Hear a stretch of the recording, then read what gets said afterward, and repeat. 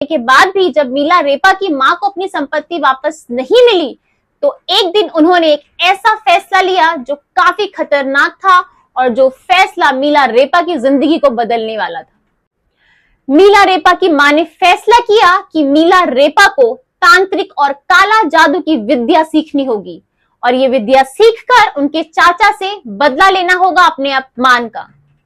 अपनी मां की आज्ञा को मानकर मिलारेपा ने तांत्रिक विद्या और काला जादू सीखना शुरू किया और इसे सीखने के लिए वो अपने गुरु योंगटंग के पास पहुंचे। वो ऐसे गुरु थे जो उनको वो विद्याएं दे सकती थे जो कोई भी नहीं दे सकता था। यहां मिलारेपा ने ऐसी विद्याएं सीखी जिनसे वो एक मंत्र के उच्चारण से ही पूरे गांव को तबाह कर सकते थे। मिलारेपा ने मृत्यु का मंत्र सीखा, ऐसा मंत्र जिससे वो बिना सामने जाए ही किसी की भी मृत्यु कर सकते थे। मिलारेपा ने प्राकृतिक शक्तियों पर भी काबू पा लिया था। उन्होंने ओला वर्षा का आवाहन करना भी सीखा और इन्होंने ओला वर्षा का आवाहन किया अपने चाचा और चाची के गांव के ऊपर और इस आवाहन से ओला वर्षा हुई और सारे गांव की फसल और सब कुछ बर्बाद हो गया।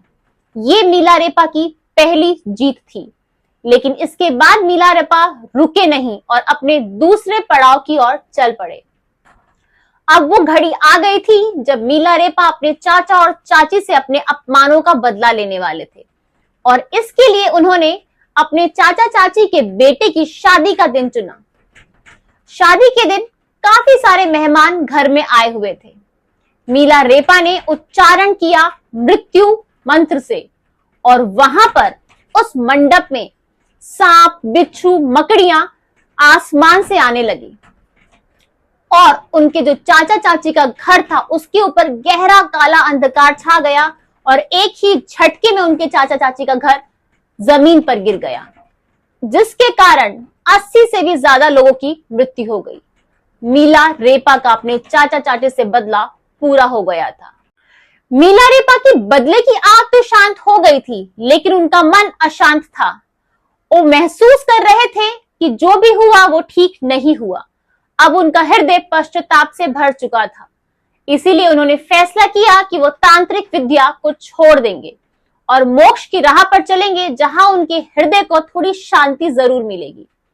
यही सोचकर वो तलाश में लग गए एक ऐसे गुरु की जो उन्हें आत्मज्ञान दे पाए और यही ढूंढते ढूंढते वो गुरु मारपा के पास पहुंचे। गुरु मारपा एक सिद्ध पुरुष थे जिन्होंने बौद्ध धर्म का ज्ञान भारत से लिया था और काफी किताबें भी इस पर लिखी थी।